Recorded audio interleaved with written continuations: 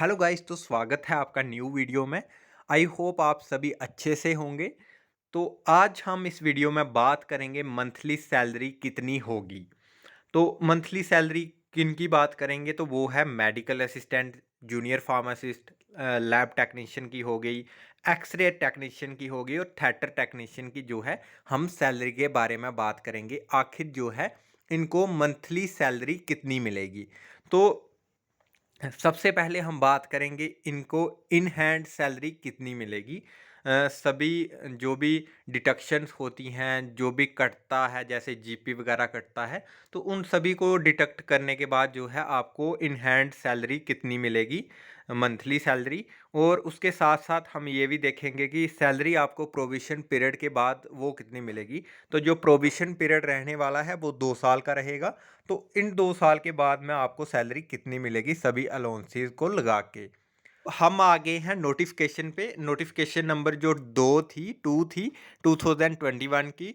और इसमें साफ साफ लिखा हुआ है फर्स्ट क्लॉज में कि अपॉइंटमेंट ऑफ कैंडिडेट वाले क्लॉज में लिखा हुआ है।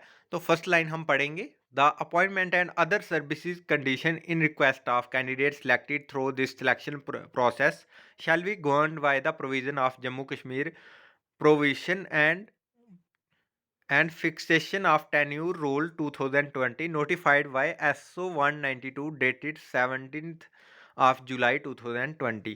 तो ये जितने भी पोस्टें इस एडवर्टीजमेंट में जो है वो पोस्ट की गई थी, तो उनकी जो अपॉइंटमेंट है वो अकॉर्डिंग टू SO 192 से जो है उसके अकॉर्डिंग की जाएगी। तो SO 192 क्या बोलता है, इसके लिए हम एक अलग से वीडियो बनाएंगे। तो SO 192 जो बोलता है वो ये बोलता है, अगर एक समरी की बात की जाए तो वो बोलता है कि जो भी कैंडिडेट अगर जॉब को ज्वाइन करता है, किसी वैकेंसी पे जो है वो ज्वाइनिंग डालता है, उसके बाद 2 साल तक उसका जो है वो प्रोविशन जो पीरियड चलेगा। और प्रोविशन पीरियड के बाद जो है उसको सभी अलाउंसेस होते हैं, जैसे ट्रैवल अलाउंसेस हो गया, मेडिकल अलाउंसेस हो गए, तो ये सारे जो है वो 2 साल की जॉब के बाद ही मिलेंगे, जब वो अपना प्रोविशन पीरियड जो है वो पूरा कर लेता है। तो नेक्स्ट हम देखेंगे कि आखिर जो है प्रोविशन पीरियड यानी कि स्टार्टिंग की सैलरी कितनी होगी, मंथली सैलरी कितनी मिलेगी, इन हैंड सैलरी कितनी मिलेगी इन कैंडिडेट्स को। जैसे कि जूनियर फार्मासिस्ट हो गया, मेडिकल असिस्टेंट हो गया, थिएटर वगैरह का हो गया, जिनका पे लेवल जो है वो 4 है। इन सभी पोस्टों के लिए पे लेवल 4 है, जिनकी बेसिक सैलरी 25,500 है। तो आप भी जो है एडवर्टीजमेंट में अपनी पोस्ट के लिए चेक कर सकते हैं कि आपकी बेसिक सैलरी कितनी है। तो बेसिक सैलरी अगर आपकी भी 20,500 है, तो आपका भी पे लेवल जो है वो 4 ही रहने वाला है। तो अभी हम देखेंगे कि पे लेवल जो 4 है उसमें आपको कितनी पे मिलेगी मंथली बेसिस पे, प्रोविशन पीरियड से पहले और प्रोविशन पीरियड के बाद कितनी सैलरी मिलेगी। सभी सभी अलाउंसेस को लगा के, सभी सर्विसेज को लगा के आपको कितनी सैलरी जो है वो मिल जाएगी आपके हाथ में। इसी के साथ हम कंटिन्यू करते हुए अभी स्लाइड के हेल्प से देखेंगे कि आखिर जो है प्रोविशन पीरियड से पहले सैलरी कितनी होगी, नेट सैलरी कितनी मिलेगी, इन हैंड सैलरी कितनी मिलेगी, और प्रोविशन पीरियड के बाद में यानी कि 2 साल के बाद में आपको कितनी सैलरी मिलेगी। तो देखते हैं। तो SO 192 जो डेटेड 17 जुलाई 2020 में आया है, तो इसके अकॉर्डिंग जो है ये जो पोस्ट है ये लेवल 4 में आ जाती है और इसका जो ग्रेड पे है वो 2400 आता है। तो यहाँ पे हमें 25,500 जो है वो बेसिक सैलरी देखने को मिलती है, और हमें मेडिकल अलाउंसेस जो है वो मिल जाते हैं, क्योंकि पहले भी हमने देखा है कि जैसे फोर्थ क्लास वगैरह में वहाँ पे हमें मेडिकल अलाउंसेस जो हैं वो पहले 2 साल में भी देखने को मिले हैं।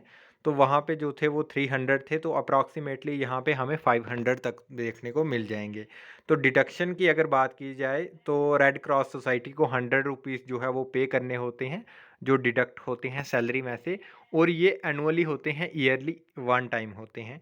वहीं जो वेलफेयर फंड होता है ये 100 रुपीज़ होता है, ये भी जो है वो सैलरी से डिडक्ट होता है। तो ये सारी डिडक्शन के बाद और अलाउंसेस के बाद जो है नेट सैलरी आपको मिलती है वो 25,800 मिलती है। तो ये अप्रॉक्सीमेटली आपको 25,800 जो है इन हैंड सैलरी मिल जाएगी पहले 2 साल के टाइम पे। फर्स्ट 2 ईयर में जब ये प्रोविज़न पीरियड चल रहा होगा उस टाइम पे आपको कोई भी अलाउंसेस नहीं मिलेंगे, चाहे वो हाउस अलाउंसेस होते हैं, ट्रैवल अलाउंसेस होते हैं और जो अलाउंसेस मेडिकल अलाउंसेस तो मिलता है, मगर और जो अलाउंसेस टीए, डीए वगैरह वो नहीं मिलेगा। तो देखते हैं 2 ईयर के बाद में प्रोविज़न पीरियड के बाद में आपको सैलरी कितनी मिलेगी। तो इसमें हम देखेंगे ग्रॉस सैलरी सबसे पहले, तो यहाँ पे बेसिक जो है वो 25,500 है और डीए की अगर बात की जाए यानी कि डियरनेस अलाउंस, महंगाई भत्ता भी इसको बोलते हैं, तो ये आपका 17% होगा क्योंकि कोविड के कारण ये बढ़ा नहीं है। ऐसे ये हर 6 मंथ या 1 ईयर में जो है बढ़ाया जाता है थोड़ा-थोड़ा। तो ये आपको मिलेगा 17% यानी कि 4335 जो है ये मिलेगा आपको। उसके बाद एचआरए मिलेगा, ये 16 से 8% मिलता है। तो ये जहाँ पे आपको 16% मिलेगा अगर आपकी जो जॉब जम्मू सिटी में है या फिर श्रीनगर सिटी में है, वहाँ पे आपको जो है 16% मिलेगा। अगर आउटसाइड द सिटी कहीं साइड पे यानी कि किसी डिस्ट्रिक्ट में है, आपके होम डिस्ट्रिक्ट में है, तो वहाँ पे आपको 8% तक मिलेगा। तो ये अगर आपको 16% मिलता है तो ये होता है 4080। तो मेडिकल अलाउंसेस हम 500 रख लेते हैं। ट्रैवल अलाउंसेस जो है वो 1800 मिलेगा मंथली।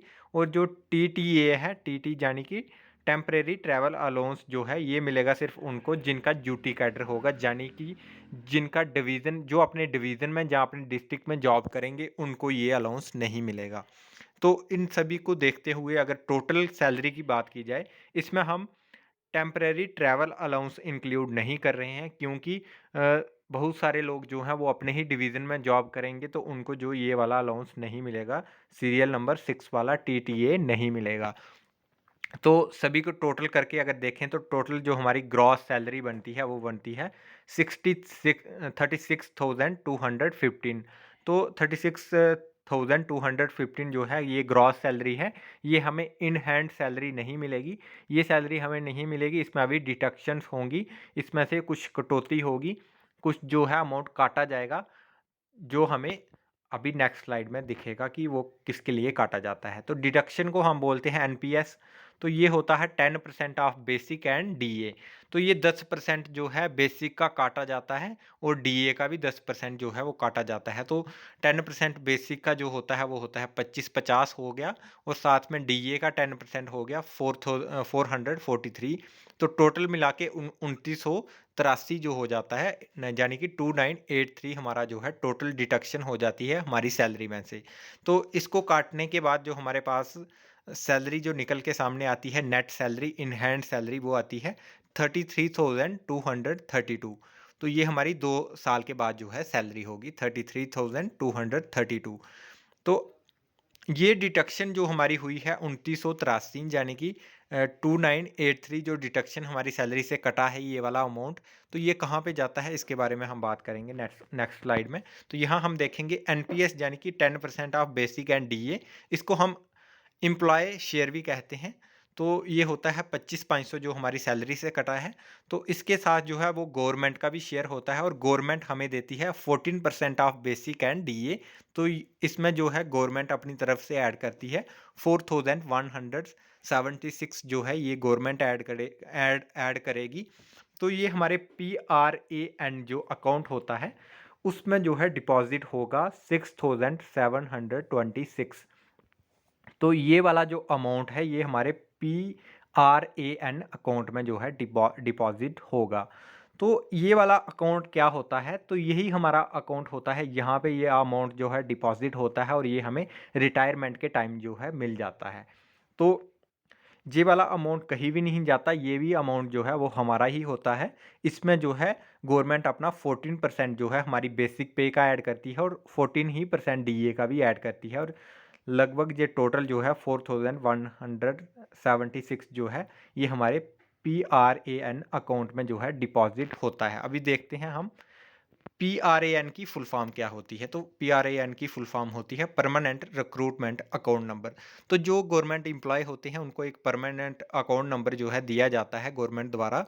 तो जैसे हमारा पैन नंबर होता है आप समझ लीजिए वैसे ही हमारा परमानेंट रिक्रूटमेंट नंबर जो होता है ये हमें गवर्नमेंट द्वारा प्रोवाइड किया जाता है। तो इसमें ही ये सारा अमाउंट जो है डिपॉजिट होता है और रिटायरमेंट के टाइम पे हमें ये सारा अमाउंट जो है मिल जाता है। तो आई होप इस वीडियो को देखने के बाद आपका सारे जो है डाउट क्लियर हो गए होंगे सैलरी के बारे में। तो इस सैलरी में जो हमने आपको बताई है ग्रॉस सैलरी, नेट सैलरी, तो इसमें कुछ चेंजेस हो सकते हैं क्योंकि जो है अलाउंसेस का जो परसेंटेज है वो बढ़ भी सकता है, कुछ 1-2% कम भी हो सकता है। तो हम आपको अप्रॉक्सीमेटली बता रहे हैं, बहुत सारे बच्चे जो हैं वो कन्फ्यूज़ हो जाते हैं।